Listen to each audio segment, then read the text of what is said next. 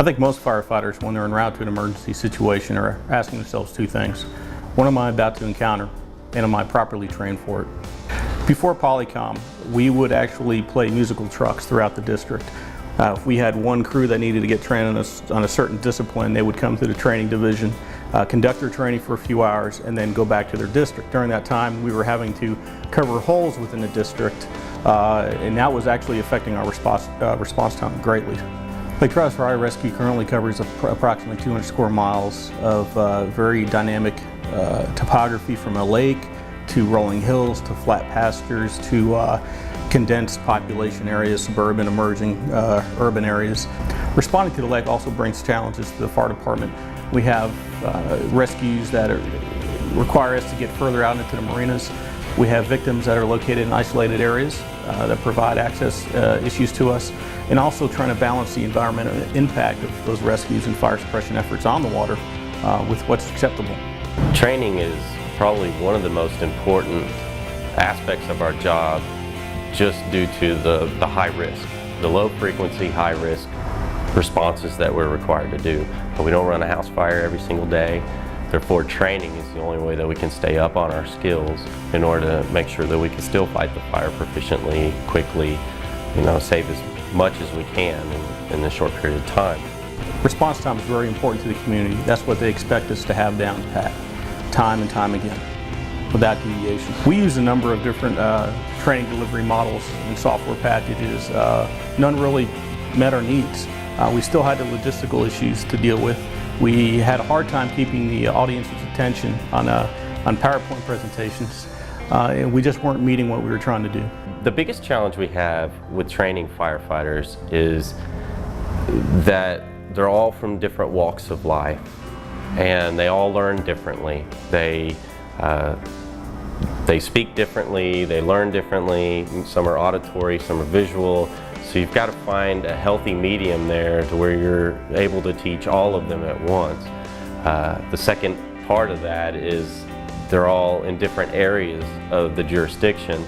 So you run into you have to essentially careful how you train them, when you train them, so you do not delay any kind of response to their community. We found Polycom being probably the most beneficial due to the fact that we don't have to bring that company from their fire station into the main training facility to simply, if we're just doing a lecture or we're showing or demonstrating a particular software or some type of management system that we've got. It's a lot easier. We found that we can keep that company, all 5 or 6 companies, we can train them at once, which also prevents me from having to train the same thing 5 times every day for an hour or 2. I'm allowed to do all of them all at once, and at the same time, if someone called 911 at the house right next to their fire station, they'll still be able to get there in the same amount of time that they would have had we not, all the companies not come to this location. With Polycom, we use video communications as our tool to deliver the training to the fire stations instead of them coming here to the training division.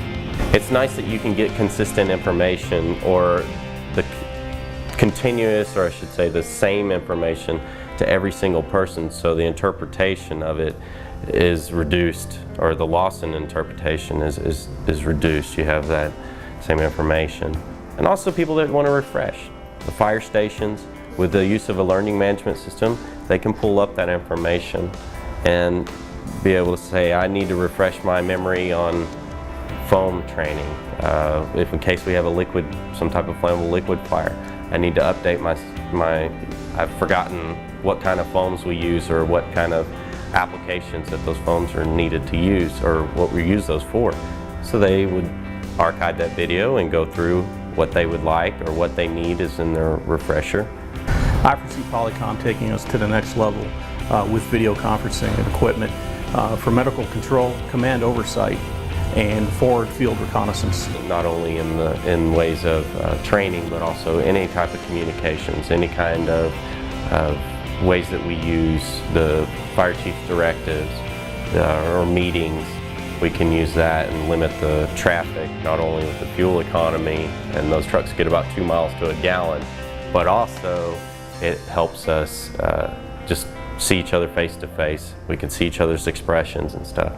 And that is a big deal. Obviously, for a trainer, you can generally tend to see how someone's accepting the information a lot better when you can see their face and see what kind of impressions they're giving you, whether they're accepting the information or if they're just kind of blowing by or daydreaming.